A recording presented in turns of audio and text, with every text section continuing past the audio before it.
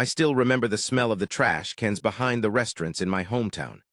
The aroma of rotting food and stale air clung to my clothes, a constant reminder of the desperation that had taken over my life.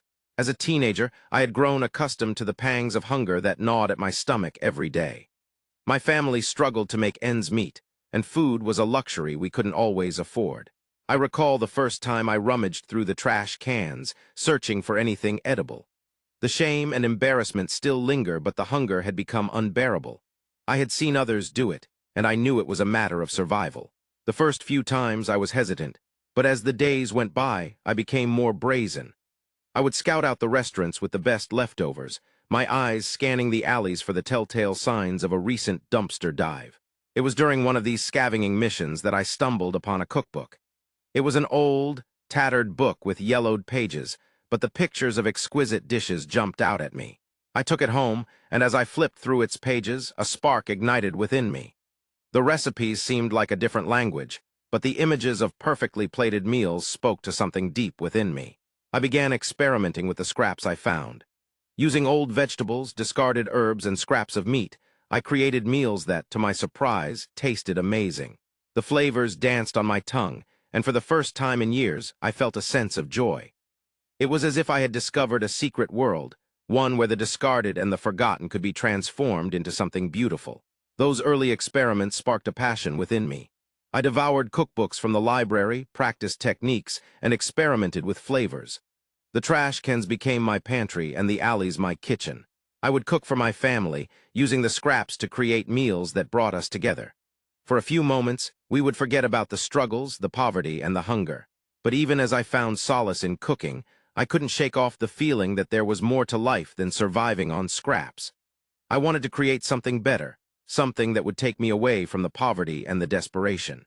The question was how, but that's a story for another time. I still remember the smell of those trash cans, the way the scent of rotting food clung to my clothes and skin. But amidst the desperation, I found a glimmer of hope.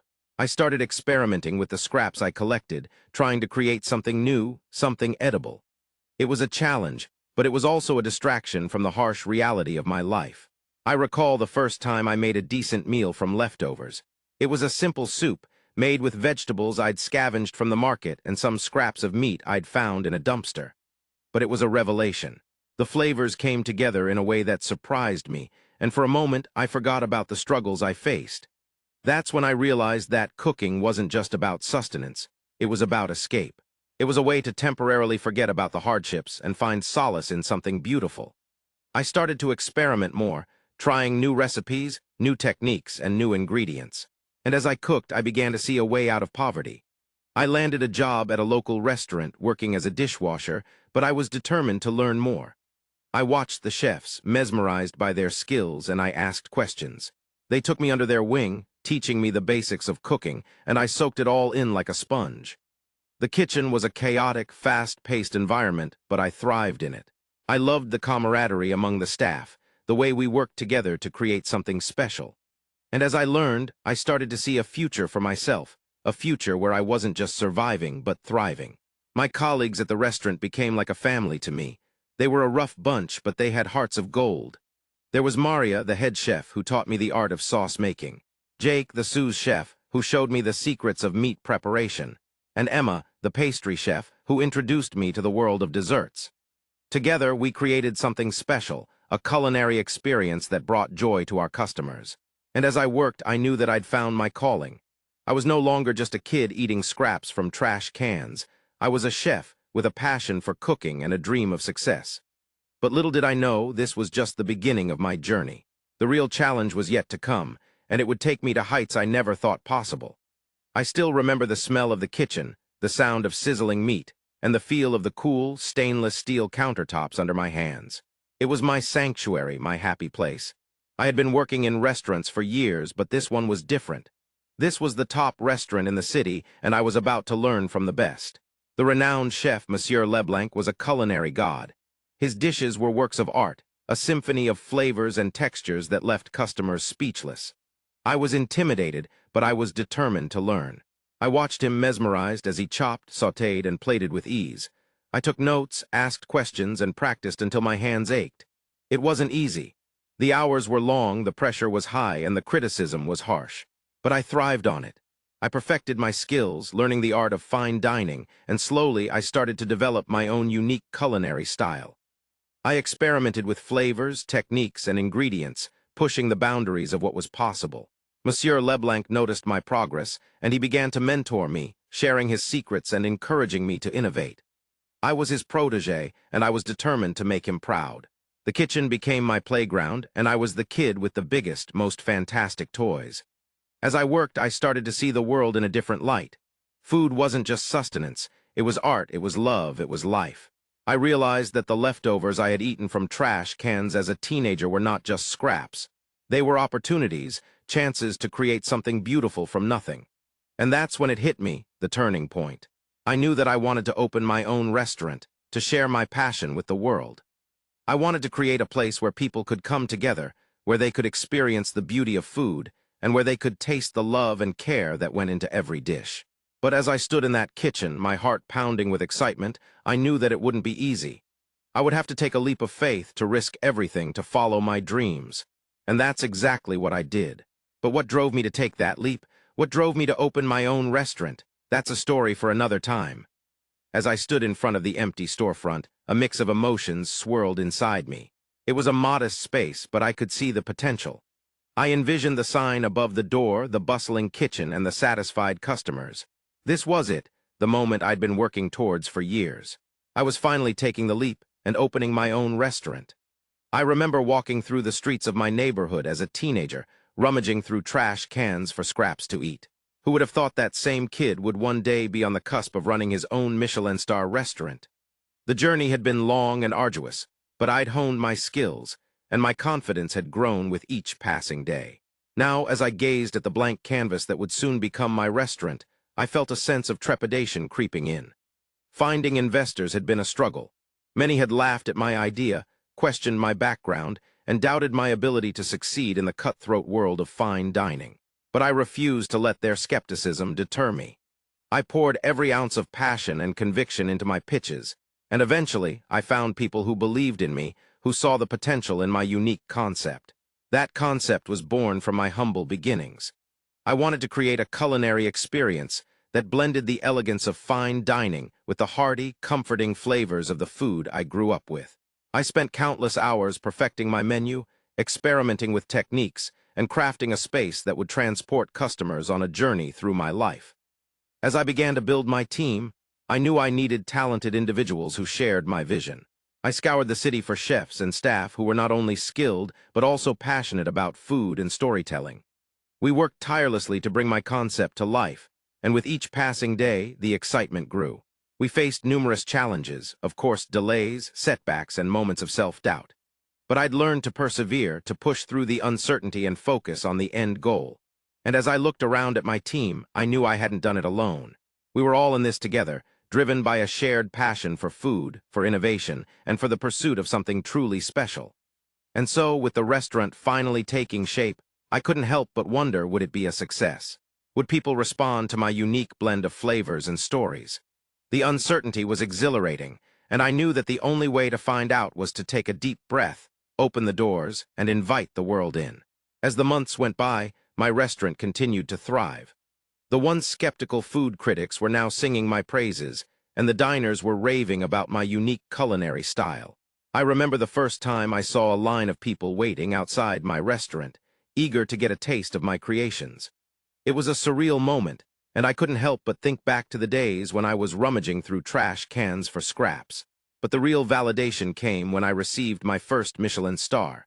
I was overwhelmed with emotion as I held that coveted award in my hands.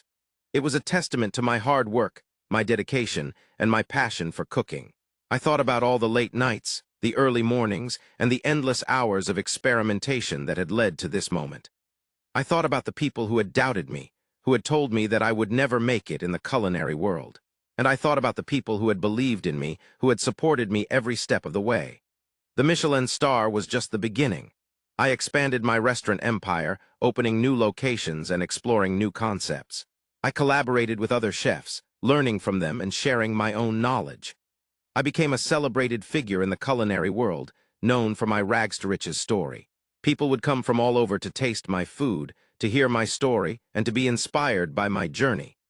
I remember walking into one of my restaurants, seeing the bustling kitchen, the happy diners, and the proud staff. I felt a sense of pride and accomplishment, knowing that I had created something truly special. I had come a long way from the streets, from the trash cans, and from the struggles. I had made it to the top, and I was determined to stay there. But as I looked out at the crowded restaurant, I couldn't help but wonder what was next. Would I continue to innovate, to push the boundaries of culinary excellence? Would I expand my empire, opening new restaurants and exploring new markets? Or would I take a step back, enjoying the fruits of my labor and basking in the glory of my success? The possibilities were endless, and I was excited to see what the future held. As I stood in my Michelin-starred kitchen, the smell of sizzling meat and the hum of the stoves a familiar comfort, I couldn't help but think about how far I'd come. From rummaging through trash cans for scraps to running a culinary empire, my journey had been nothing short of remarkable. But with success comes a sense of responsibility, and I knew I had to use my platform to give back to the community that had given me so much. I started by establishing a foundation, dedicated to helping young people from disadvantaged backgrounds get into cooking. I remembered the struggles I had faced, the countless nights I went to bed with an empty stomach, and I wanted to make sure that no one else had to go through that. My foundation provided scholarships, mentorship, and training to aspiring chefs, giving them the tools they needed to succeed in the culinary world. But I didn't stop there. I also opened a cooking school, a state-of-the-art facility where students could come to learn the art of cooking from some of the best chefs in the industry. I remembered the countless hours I had spent watching cooking videos, practicing techniques, and experimenting with new recipes, and I wanted to provide a space where others could do the same. My cooking school was more than just a place to learn how to cook. It was a community, a family, where people could come together to share their passion for food. As my foundation and cooking school grew, so did my platform. I became an advocate for food justice, using my voice to raise awareness about food insecurity and the struggles that many people face when it comes to accessing healthy, nutritious food. I worked with local organizations, governments, and businesses to create programs that would provide food to those in need, and to support sustainable agriculture practices that would ensure a healthier food system for generations to come. My staff at the foundation and cooking school were passionate, dedicated individuals who shared my vision for a more just and equitable food system. They worked tirelessly to make sure that our programs were successful, and that our students and beneficiaries were receiving the support they needed. I was proud of what we had accomplished, but I knew that there was still so much work to be done. As I looked out at the students in my cooking school, their faces eager and enthusiastic as they chopped, sautéed, and seasoned their way through a lesson, I knew that I had made a difference. I had taken my struggles, my hardships, and my successes, and I had used them to create something truly special. But what's the most important lesson I've learned on my journey? That's a story for another time. I still remember the countless nights I spent rummaging through trash cans, searching for scraps to fill my empty stomach. It's hard to believe that those same hands, once stained with dirt and desperation, now craft exquisite dishes for the world's most discerning palates. As I look back on my journey, I'm reminded of the invaluable lessons that have shaped me into the person I am today. Perseverance, hard work, and determination, these three words have become my mantra. Without them, I wouldn't have made it out of those dark alleys, let alone become a Michelin-starred chef. There were times when giving up seemed like the easiest option, when the struggles seemed insurmountable and the doubts crept in. But something within me refused to surrender. I pushed forward, driven by a fierce determination to create a better life for myself. I also learned the importance of mentorship. The people who took me under their wing, who saw potential in a scrappy young kid with a passion for cooking, they changed my life. They taught me the skills, the techniques, and the confidence to pursue my dreams. I, in turn, have made it a point to pay it forward, mentoring young chefs and sharing my knowledge with those who are just starting out. But perhaps the most profound lesson I've learned is the power of food to bring people together. A simple meal can transcend borders, cultures, and socioeconomic divides. It can evoke emotions, spark memories, and create connections. I've seen it firsthand in my restaurants, where strangers become friends over a shared love of food. I've seen it in the communities I've worked with, where a warm meal can be a beacon of hope and comfort.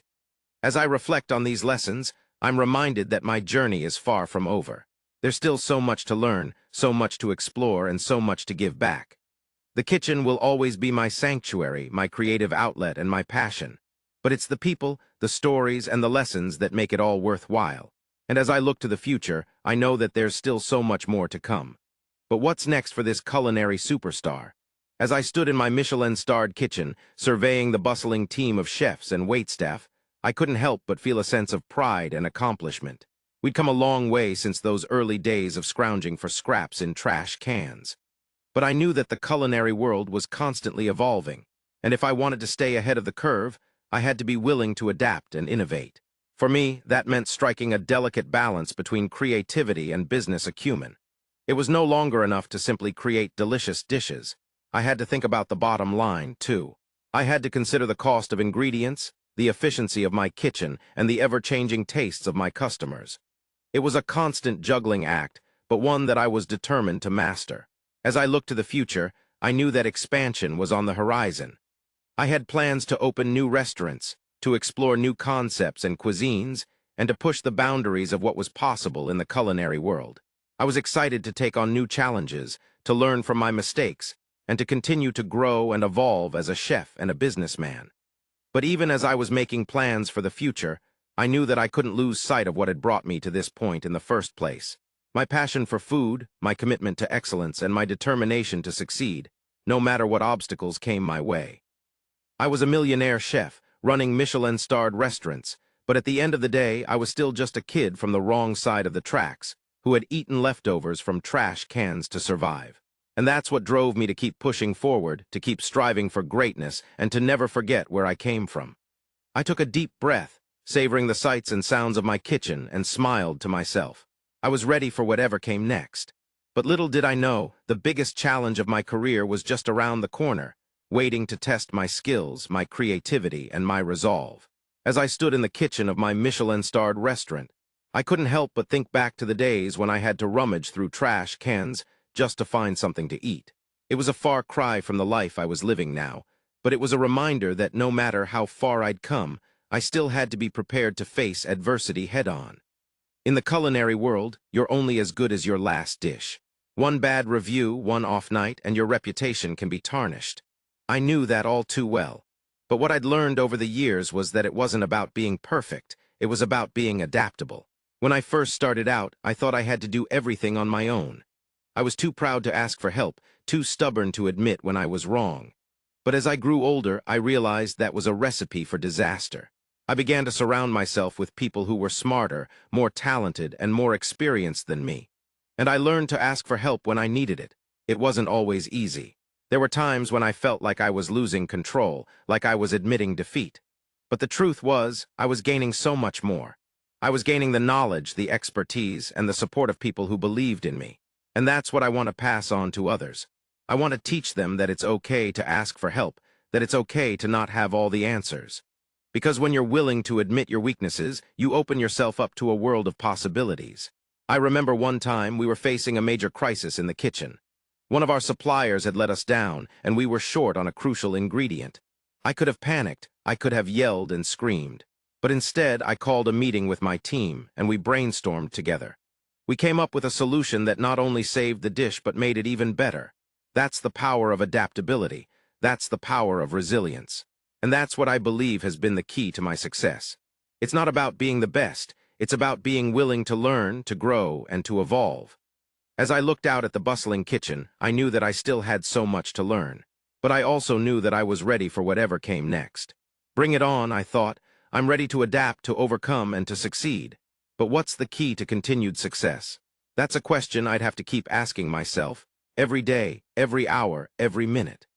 As I stand in the kitchen of my Michelin-starred restaurant, surrounded by the hustle and bustle of a busy dinner service, I am reminded of the incredible journey that has brought me to this moment. From eating leftovers from trash cans as a teenager to becoming a millionaire chef, my story is one of perseverance, determination, and staying true to myself. People often ask me what the secret to my success is, and my answer is simple. Hard work. There is no substitute for putting in the time and effort required to master your craft. I spent years honing my skills, learning from my mistakes, and pushing myself to be better. And it wasn't just about the cooking. It was about understanding the business side of the industry, learning how to manage a team, and creating a vision for my restaurants that would set them apart from the rest. But hard work alone is not enough. You also need to have a clear vision and the determination to see it through. I knew from a young age that I wanted to be a chef, and I was willing to do whatever it took to make that dream a reality. I faced countless setbacks and rejections along the way, but I never gave up. And when I finally achieved my goal, I didn't stop there. I kept pushing myself to be better, to innovate, and to stay ahead of the curve. Staying true to oneself is also crucial. In an industry where trends and fads come and go, it's easy to get caught up in what's popular and lose sight of what's truly important. But I've always stayed focused on my core values, using only the freshest, highest quality ingredients, creating dishes that are both delicious and visually stunning, and providing exceptional service to every guest who walks through my doors. As I look to the future, I hope to inspire others to follow in my footsteps. I want to show young people from disadvantaged backgrounds that they too can achieve greatness with hard work and determination. I want to create a legacy that goes beyond just my restaurants. I want to leave a lasting impact on the culinary world. And so, as I plate up the final dish of the night and the kitchen erupts in a flurry of activity, I am filled with a sense of pride and accomplishment. I know that I've come a long way from those humble beginnings, and I'm excited to see what the future holds. The secret to success is not just about achieving greatness. It's about staying true to yourself and inspiring others to do the same.